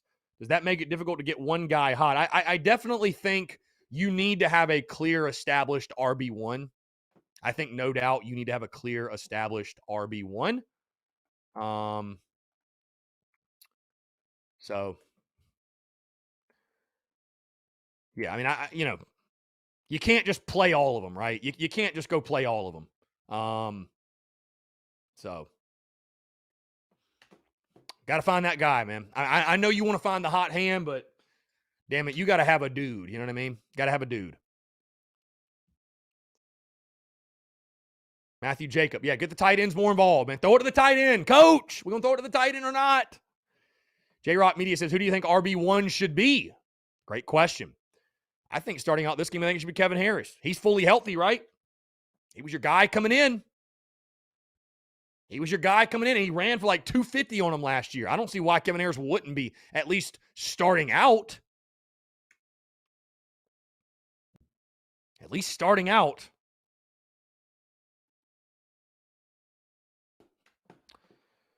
Brayson Haney, will we see more Luke Doty runs than we did against Georgia? I believe so. Again, guys, it's been fun taking your questions, your comments, your calls. 843-790-3377. That's 843-790-3377. I had a question I wanted to pose to you guys, and I totally forgot it. That sucks. What was the question?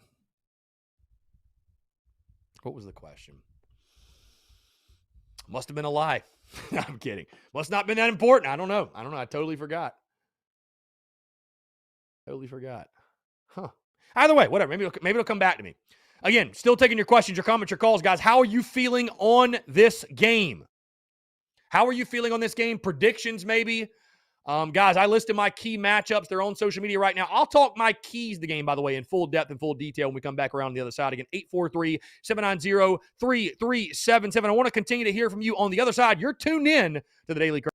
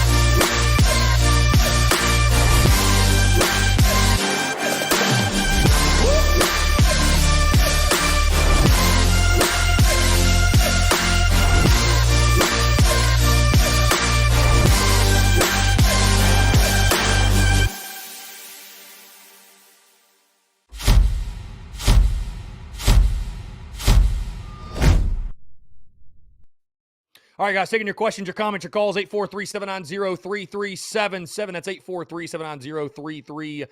843-790-3377. Less than 30 minutes to go here on a Thursday, September the 23rd, 2021. Guys, I'll tell you this real quick, by the way, a quick side note. Savor these moments, savor these days, savor these games because, guys, we're already in week 4. Like, as much as I hate to say it, before you know it, we're going to be in the last week of the season, right? So savor it, enjoy it, don't rush it by, enjoy it. That's all I'm trying to say. Anyways, just shedding some perspective. 843-790-3377, guys. That's 843-790-3377. Continuing to take your questions, your comments, and your calls as well. Luke RJ, can we really get the dub? Yes. Yes, we can. Absolutely yes. Why wouldn't we be able to? Yeah, 110% South Carolina can win this football game. There's no question. There's no question. Let's see. Matthew Jacobs says similar programs. My personal feelings is great special teams play, penalty-free play, roll the quarterback out of the pocket with some short 10 to 15 tight end routes, play small ball on them with a few deep shots to keep the DBs honest. God, Matthew Jacobs, they ought to hire you as the head coach. They ought to hire you as the OC, my guy. Sounds like a hell of a plan. Eric Fryer, Josh Ali facing charges of leading the season in an accident. Is that like right now, or is that something that happened during the season, or what? I missed that. I mean, is he not playing Saturday? I mean, I hear you, but is he not playing Saturday? If he's playing, it doesn't really matter to me. I mean, whatever. How Kentucky chooses to. Oh, that's right now. Okay, well, maybe he won't play then. Maybe he won't play. I'll be damned.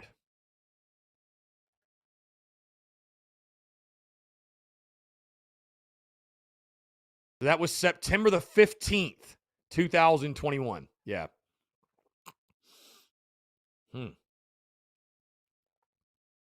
Seems like a stand-up human being.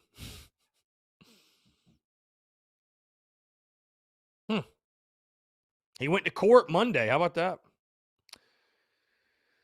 We'll see if he plays. We'll see if he plays. Break-in. Bought some tickets for the Troy game. Yes. Going to be a good time. 3:30 kickoff. Dylan Prothman, big recruiting opportunities this weekend. Who do you think are our top prospects coming in? Got a couple big-time quarterbacks coming in for sure. A couple big-time quarterbacks. So, let's see. Yep, got some legit quarterbacks in the state for 2024. I agree 110%. You got to keep them home. Keith says, I have Parker coming through again, 27-24 Carolina. Before the season, I had it as a loss, but love the way that this team fights. I could see that. I can most certainly see a 27-24 game, no doubt. Could most certainly see a 27-24 game. Yep, absolutely. Yeah, I love the pick. I love the pick. Again, guys, I'm fully expecting a close game like that. I haven't locked in my prediction. I see it being on some, one of the other side like that, but very, very close. I think it's a very close game. I think it's a hard-fought game. I think these teams are very, very close in regards to, just quality of football players, quality of football team. I think it is damn near even. So, we'll see what happens. We'll see what happens. Again, guys, 843-790-3377. That's 843-790-3377. Like I said, guys, I would just implore, and I'm going to continue to do so whether you like it or not, just injecting perspective that, many, many reasons Carolina can win this football game. There are also reasons the Gamecocks could lose this football game. And if the game doesn't go the way you think it should, don't jump ship, okay? Don't jump ship. Don't go crazy. Don't call people to be fired. Okay? Long way to go in this thing. Long way to go. You can still make a bowl game. You can still have a successful season. Guys, this isn't a must-win game. I hate to tell you it's not. I think that's a very unfair labeling of this game. I think it's a very unfair labeling. If that's your opinion, so be it. But I think it's an unfair labeling. So, it's one we want bad, though. Hey, I want it bad, too.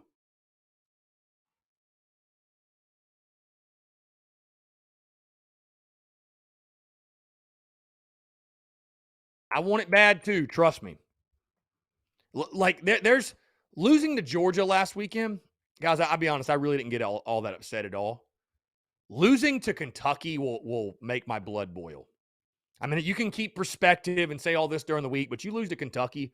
That's one it's really, really hard to process. Really hard to process. So, really, really hard to process. Carolina Titan, all the Doty critics will stop calling for Zeb after this game. Georgia's defense was elite. Doty's athleticism shows in this game. He's already proved he can throw the deep ball. Again, yeah, I would say it again, man. My lead source of optimism going in this weekend is the fact that Luke Doty is back as your starting quarterback. I cannot wait to see Luke Doty ball out on Saturday night. Thomas Walker, this is why firing of a coach is such a huge decision. For most cases, you are relinquishing the next 2 or 3 years. Thomas, some very good insight. Yeah. You know, I mean, you had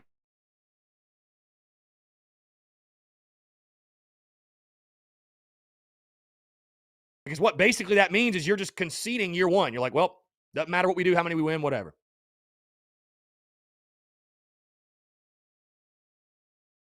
Go to the center fight. Let's just hope O-line plays better and Luke Doty plays like the quarterback people say he's supposed to be. Tyler Knoll. With that being said, I assume you're picking us to win now. Tyler, I have not locked in my prediction. I'll be honest with you. I'm still going back and forth in my own head. Have I given off the vibes that I'm picking us to win? I'm curious. I mean, I'm really stuck in the middle because again, I see many, many reasons we could win the football game. I also see many reasons we will not win the football game. And again, the scariest thing for me going into this game is this. Kentucky is who I thought they were, right? They are at this point who I thought they were going to be. South Carolina, for the most part, is who I thought they were going to be, except for one big problem. One big problem. And that is the offensive line. Again, if you want to say the offensive line is going to show out and have a great game, that's fair. That's a fair prediction. But that's the bold prediction because there's nothing we've seen through 3 weeks that would lead you to believe that's going to happen.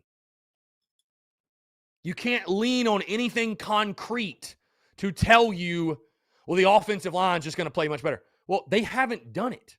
They haven't done it against lesser competition. They haven't done it against elite competition. So what makes you think they're going to do it against Kentucky?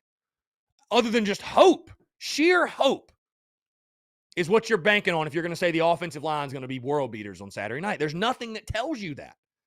And when you're making predictions and projections, right, you go off of knowns. You base predictions off of knowns. Like, for example, guys, a couple of weeks ago, when South Carolina went to ECU, and I had all the East Carolina guys telling me, well, East Carolina's going to win because the crowd, man, the crowd this, the crowd that. And a lot of people, when they're picking an upset, they base it off that. And I'm not trying to take away from what type of impact the crowd can have. But when that's your lead reason that you're going to win the football game, guys, at some point, the crowd, like, you're going to have to go execute and play football. The crowd's not playing the game. The players are. So if you can't give me a whole lot of concrete football reasons your team's going to win, and you just have to lean on, well, the crowd's going to win it for us, you're not selling me. Put it that way. Like those ECU guys, it's like, give me actual football reasons they're going to win. And I'll respect that. But just saying the crowd, really? Bro, that just tells me realistically, we're not good enough to actually win the game. We're hoping for emotion to play a major factor. An emotion to be the lead factor in the football game. That's what you're saying. That's what you're saying. Emotion don't win football games. Execution does, and having the best players does. So it's a big deal. I mean, emotion's a very big deal. Playing at home's a huge advantage. It's a huge advantage, but I'm saying, like, that can't be the only reason you're going to win. That can't be the only. Hey, guys, we had the crowd in 2017. What happened that night? I mean, how often has Carolina had a great crowd and lost? I mean, you know, Yeah, I think the crowd's going to play a great role, but that cannot be the only reason that you win the game.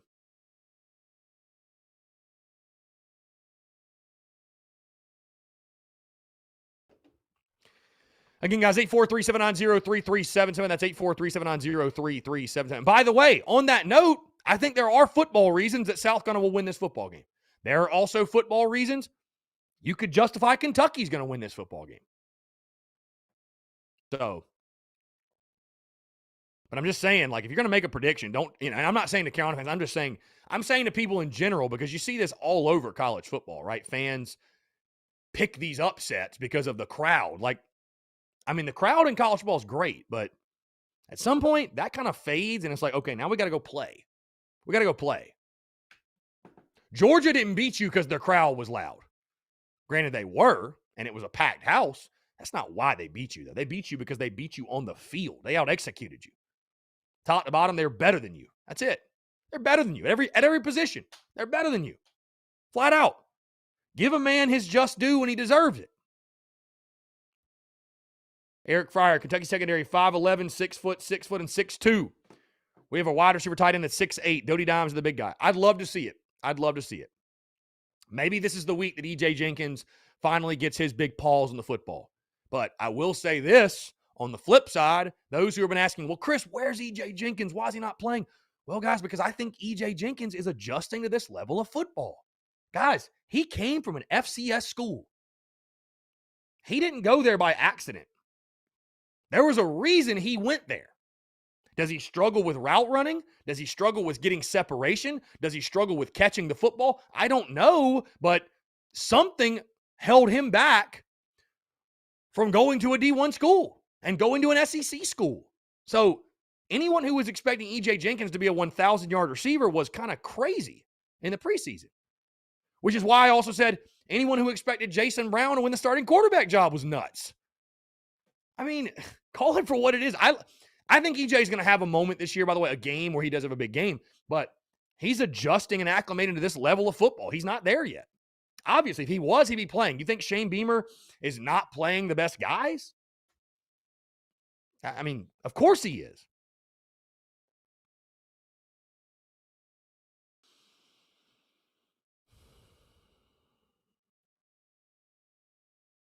Wesley Newmar says, I was there. They're talking about the ECU game. Yeah, their crowd sucked that game for sure. Luke RJ, we got to be able to pass the ball a lot better on third downs and have some better plays in the passing game to win this game, at least over 250 yards passing. Well, Luke RJ, to your point, got to pass better on third downs. The key, in my opinion, is not you got to pass better on third downs. You got to get in the third and manageables. If you're getting in the third and 8, 9s, and 10s because you can't run the ball on first and second down, and you're predictable, you have no chance. Most offenses don't. South Carolina definitely doesn't. The Gamecocks definitely. South Carolina cannot make a living in 3rd and 8. They cannot do it. They do not have the personnel to do it. And the way their offensive line's been blocking, God, they don't have the pass protection to do it. You need to get in those 3rd and 3s, those 3rd and 4s maybe, where it's like, hey, we could run, we could throw, we could go deep, we could go short. Our whole playbook's wide open. You just don't want to be predictable. That's it. You don't want to be predictable.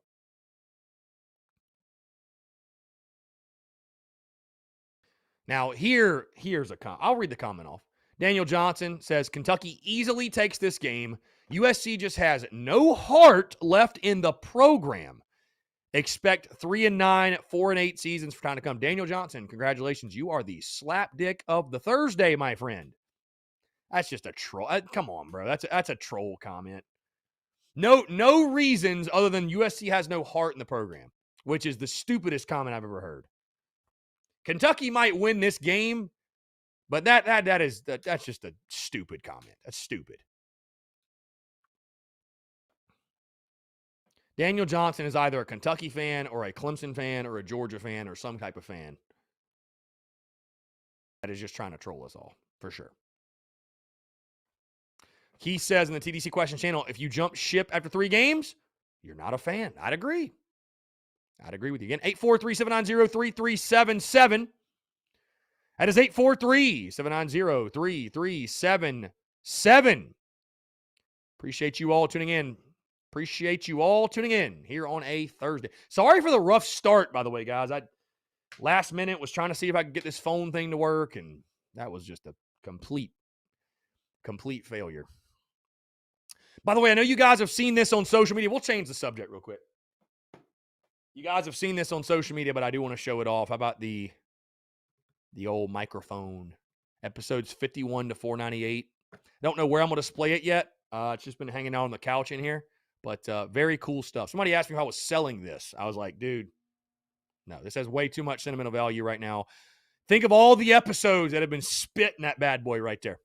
Fire Muschamp, Beamer's hiring, Jermaine Couisnard's buzzer beater, all the, Georgia upset win, the Auburn win, all the wins, baseball, all of baseball season, all the Daily Crows that were spitting this thing. This mic was in Charlotte. This mic was in New York. This mic moved with me to Columbia. Pretty cool stuff. Pretty wild, man. Pretty wild. Pretty wild. John Gibbs says, I'd like to see us go more towards throwing on first down and always be the common run on first down. Carolina's too predictable on offensive down. 2nd and 1, throw the ball. Not the ideal play type, but again, don't be too predictable. Make defenses respect you, and defenses have no respect for us. Well, again, John, when you cannot open holes and you can't run the ball at all, hey, they don't have to respect the running game. And if they don't respect the running game, they don't have to respect your offense as a whole really either.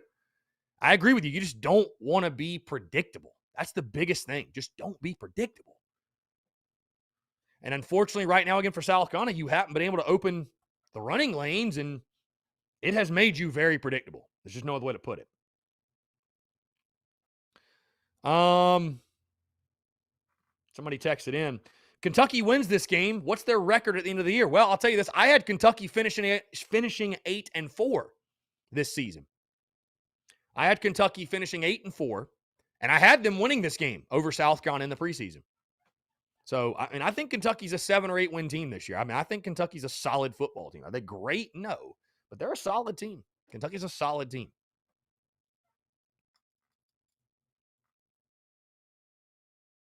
Keith said, Spurrier said he wasn't worried about class rankings, but players that work in his system. Shane needs 3 more years of recruiting that way. I agree. Daniel Johnson says, I'm a USC fan, just realistic. Watch this team and tell me they have heart. You guys are crazy. I don't live in fairy tale land. No, Daniel Johnson, you're a fucking moron, is what you are. You're not realistic. You're living in a fairy tale land, a Looney Tune land, is what you're living in. Dude, I will say many things about our football team and many things about our program. But, bro, Daniel, everybody in here, we're not in the locker room. So it's a very slippery slope when you try to accuse guys of, oh, they're not playing hard. They're not trying. They don't care. They don't have heart. Bro, you don't know these people. You're not in their head. You don't know what's going on. So making that assumption, I'm always very cautious to say those type of things because it's like, bro, you can critique the play. You can say they're no good. They suck. The coaches suck. They don't know what they're doing. But to say they're not trying, you can't say that. You cannot say that. You cannot say that. Eric Fryer says, not if, but when the Gamecocks beat Kentucky and Tennessee, what do you project as the final record? Well, listen, if you're able to win both and you start 6-1, obviously my 6-6 record is probably out the window. If you're good enough to start 6-1, why aren't you good enough to beat Mizzou? So I'd say 7-5 at minimum. Well, I'll tell you this actually. 7-5 or 8-4. Certainly it increases, my win total. If you start 6-1, I had you losing to Kentucky in the preseason. You beat them. You're automatically 7-5 from off my predictions because I had you beating Auburn, but losing to Mizzou. But again, if you can beat Kentucky, you can certainly beat Mizzou. So certainly, it changes it for the better. There's no question. You beat Kentucky all of a sudden, like I said, 7-5, maybe even 8-4 is in play. So, yeah. And I apologize, guys, because I know for a fact Daniel's commenting that stuff to get me to react in the way I did, but Just so stupid, bro. Like I'll listen. I'll say whatever. I'll make a prediction tomorrow. You guys can hate it, love it, whatever. Whatever side I'm on. Again, I don't know what I'm gonna pick, but I'll say things. I'll have opinions, but to question our guys' effort and toughness and heart, like that's just it is such a if you actually think that, again, I think he's trolling. It's such a lazy take, though. It's such a lazy take to insinuate our guys don't care. They're playing with no heart. That's so lazy. Give me some football reasons of why Carolina's going to go 3-9 or 4-8 for the next 10 years. I'll listen to you. But say, oh, they're lazy, they have no heart, they don't care. Bro, who are you? Who are you? Probably got Cheeto dust on his freaking stomach typing while he types away on his laptop. Give me a freaking break. Let's see.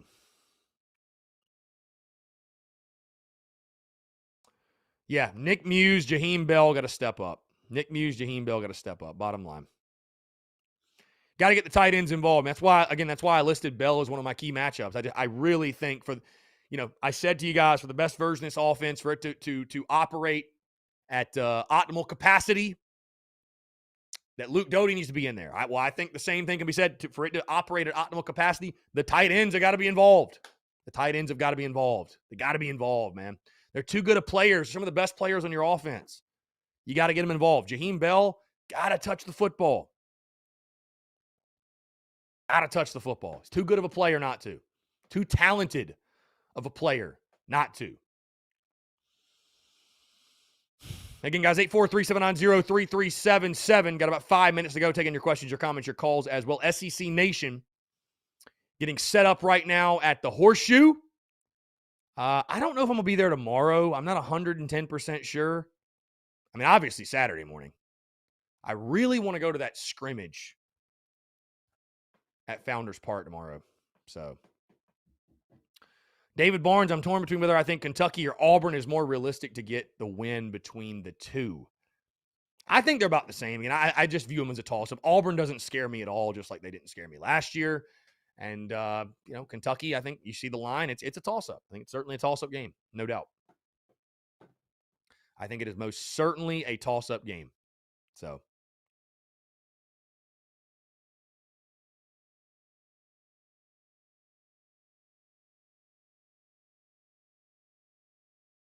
again, guys, questions, comments, calls as well. Keith says in the TTC Questions channel, if you can beat Mizzou, you can beat Tennessee.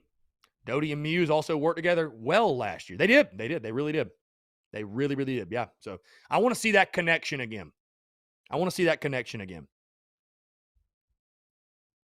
yeah, I mean, listen, if you can beat Kentucky, you can beat Tennessee. No question, no doubt. Tyler Knowles is a hot take. I don't feel like Shane gets 5 years to turn things around, quote unquote.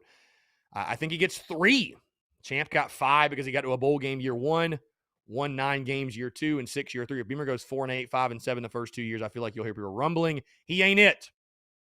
At the end of the day, this is a results-oriented business. I do feel like Beamer's going to be very successful here, but either way, you can win or you can't. Well, I think that would be the wrong approach. Listen, if you're going to give Will Muschamp 5 years and he had failed at another school, you'd be a damn fool to get rid of Shane Beamer after 3. I mean, you'd be just flat out foolish. Give the guy time to evolve and to grow and to learn and to recruit.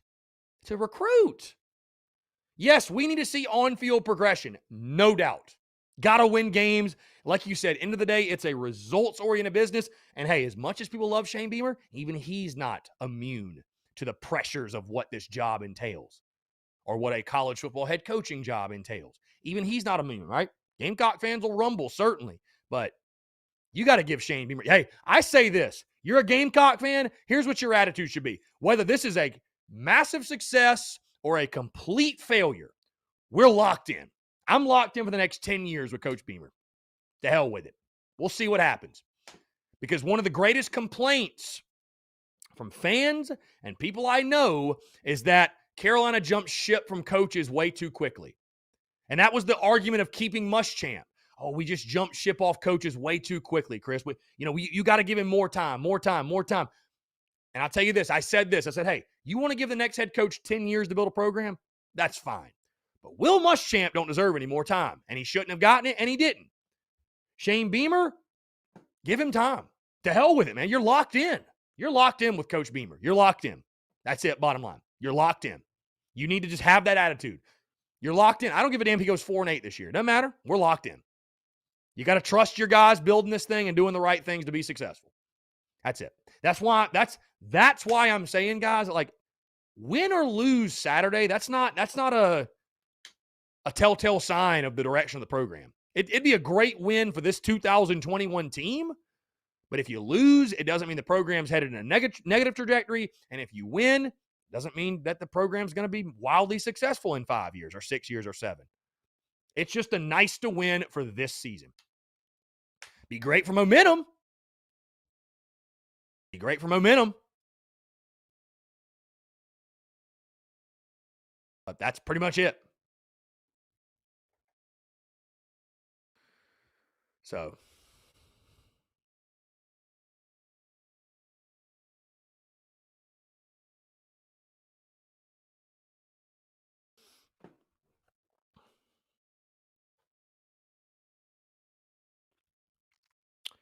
David Barnes' thoughts on A&M and Arkansas. Part of me wants to watch A&M implode so we can finally beat them. The other part wants Arkansas to continue to be bad until after we play them next year. I mean, whatever. Beat who you play. I don't really give a damn who wins the game. Beat who you play. Tyler Noel, appreciate you tuning in, my friend. Appreciate y'all that. Hey, seriously. Let me not, let me not overlook taking a moment to say gratitude. Thank you all so much for tuning in and supporting and rocking and rolling with the content and rocking and rolling with every single thing we do, man. I sincerely appreciate each and every single one of you. And TSUS wouldn't be what it is without you. So thank you. Sincerely, thank you. You allow me all to come here and talk craziness or madness or whatever, ramble behind this microphone. So again, thank you all so much, man. Truly appreciate it. Truly appreciate it.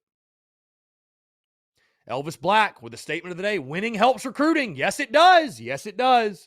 But again, just because you lose, if it doesn't go the way you want, doesn't mean that recruiting is going to take a nosedive. What's more important for recruiting? Hey, we could go 7-5 this year. But again, if you don't lay the foundation, if you don't build the culture, if those things aren't happening behind closed doors, none of it matters. Because guess what? Will Muschamp won 9 games in year 2, but it was rotten at the core. So it didn't matter. Didn't matter what he was doing in year 2, winning 9 games. Doesn't matter, because in the long run, it will come out. The truth will come out. And at the end of the day, it was rotten. So I don't care if you beat Kentucky. I don't care if you win 6 games. You better build the thing, though, from the inside. Build it, lay the foundation, build the culture. That's what's important this year, guys. Winning games is just an extra. And certainly we want to win games. I'm not trying to make light of it, but build the culture, lay the foundation. That's what's going to get recruits to Columbia. That's selling that vision to them and how the program's changing. That's what's going to get big-time recruits to Columbia. And Shane Beamer, he knows what the hell he's doing. I don't have to tell him how to do his job. All right, that's going to do it, guys. Appreciate you all tuning in. Thank you all so much. Like I said, quick reminder, episode 503 of the podcast dropped this morning. Full breakdown of this weekend's game against Kentucky. Breakdown of the Cats, top storylines, key matchups, keys the game, all that good stuff. Also a great conversation with Mike Matulis, former South Carolina offensive lineman that joined me at Tin Roof last night. Again, thank you all so much for those of you who support and come out to those shows at Tin Roof as well. Guys, great Thursday to have a Thursday. Y'all have a good one. Appreciate you all tuning in. We will talk to you.